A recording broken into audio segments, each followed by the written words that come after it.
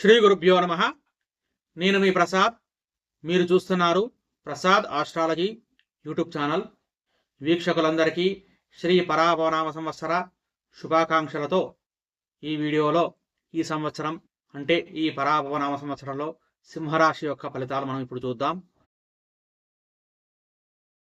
ఈ సింహరాశి మఖా నక్షత్రము, పుబ్బా నక్షత్రము, ఉత్తరా నక్షత్రం 1వ పాదం వరకు ఈ సింహరాశి ఉంటుంది.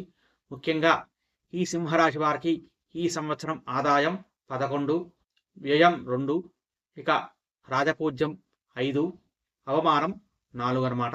ఈ సింహరాశి వారికి ఈ సంవత్సరం గురువు మిథున రాశిలో 1 జూన్ వరకు ఉంటాడు, అంటే లాభస్థానంలో. ఇక దాని తర్వాత కర్కాటక రాశిలో 31 అక్టోబర్ వరకు ఉంటాడనమాట. అప్పుడు 12వ స్థానంలో ఉంటాడు. దాని తర్వాత మళ్ళీ సింహరాశిలోకి 24/1/2027 వరకు ఉంటాడు అప్పుడు జన్మలో. దాని తర్వాత మళ్ళీ 12వ స్థానం అంటే కర్కాటక రాశిలో ఉంటాడనమాట. కాబట్టి ఈ గురువు వల్ల అధిక శ్రమ, ధనవ్యయము అధికంగా ఉంటుంది.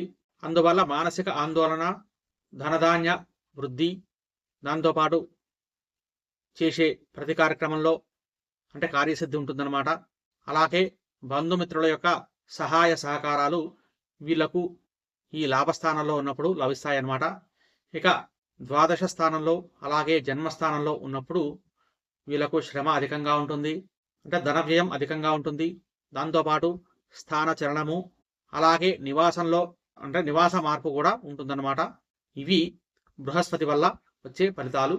ఇక శని, ఈ శని మీనరాశిలో 8వ స్థానంలో సంచారం ఉండటం వల్ల వీళ్లకు అనుకోని కష్టాలు ఉంటాయి. అకారణంగా విరోధం ఏర్పడే అవకాశం ఉంటుంది. దాంతోపాటు కార్యహాని, ధన నష్టము, దాంతోపాటుగా స్వజన విరోధం అంటే సొంత వాళ్ళ వల్లనే వీళ్లకు కొట్లాటలు, విరోధం కలిగే అవకాశం ఉంటుందన్నమాట.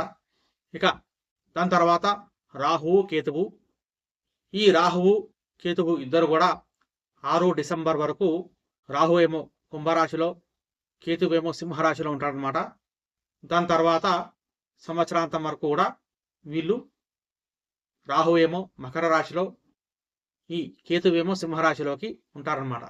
అందువల్ల అంటే 7వ స్థానము ఒకలది అంటే రాహువుది, జన్మస్థానమేమో కేతువుది అనమాట. అందువల్ల ఆరోగ్యము, ధనలాభము, పుణ్యకార్యాలు చేస్తారు. దాంతోపాటు కార్యసిద్ధి, దైవభక్తి కూడా ఉంటుందన్నమాట.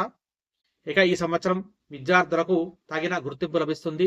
దాంతోపాటు ఉన్నత విద్య, ఉన్నత స్థితి కూడా కలిగే అవకాశం ఉంటుంది. అలాగే వివాహం చేసుకునే వాళ్ళు వివాహ కార్య సిద్ధి కూడా వీళ్ళకు లభిస్తుందన్నమాట. ఇక ఈ సింహరాశి వారు ఈ సంవత్సరం ముఖ్యంగా చండీ హోమము, అలాగే వీలుంటే రుద్రహోమము, దాంతోపాటు దుర్గా గణపతి ఆరాధన ఈ విధంగా కనుక చేసుకుంటే వీళ్ళకు అంతా మంచి జరుగుతుందన్నమాట. ఇది ఈ పరాభవనామ సంవత్సరంలో సింహరాశి యొక్క ఫలితము. ఈ వీడియో కనుక మీకు నచ్చితే లైక్ చేయండి, షేర్ చేయండి. అలాగే మన ఛానల్ని కనుక సబ్స్క్రైబ్ చేసుకోకపోతే దయచేసి సబ్స్క్రైబ్ చేసుకోండి. గోబ్రాహ్మణేభ్యః శుభమస్తు నిత్యం. లోకా సమస్తా సుఖినో భవంతు. స్వస్తి.